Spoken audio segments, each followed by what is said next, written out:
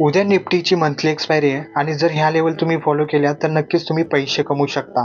तर तुम्ही आज पाहू शकता की मार्केट आपला गॅप अपमध्ये ओपन झालं, त्याच्यानंतर इथे सस्टेन होण्याचा प्रयत्न केला, पण शेवटी जसं लेवल ब्रेक झाली आजच्या डे लोची, त्याचबरोबर मार्केटमध्ये एक शार्प डाऊन साईडला मोमेंटम आपल्याला पाहायला भेटला आणि त्याच्यानंतर आज शेवटी मार्केट पण आपला गॅप निगेटिव्हमध्येच बंद झालं. त्याचबरोबर उद्या मंथली एक्सपायरी असणारे उद्या मार्केटमध्ये जास्त व्होलॅटिलिटी आपल्याला पाहायला मिळेल आणि आपल्याला दोन्ही बाजूचा म्हणजे ट्रेड आपल्याला दोन्ही बाजूच्या लेवल्स मार्क करून ठेवावे लागतील, कारण की व्हॉलॅटिलिटीमुळे दोन्ही बाजूला मार्केट मुवमेंट करताना आपल्याला पाहायला मिळेल.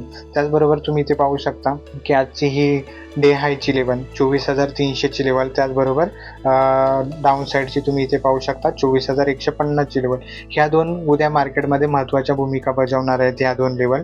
तर कशा भूमिका बजावतील ते आपण पाहूयात.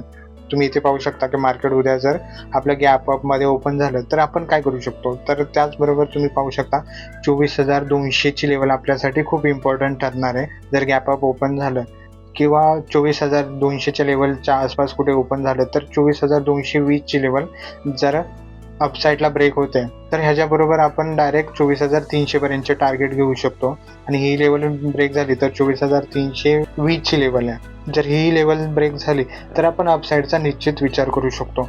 पण एक गोष्ट लक्षात घ्या, उद्या जर मार्केट फ्लॅटमध्ये ओपन झालं किंवा गॅप डाऊनमध्ये इथे कुठेही ओपन झालं तर काय करू शकतो.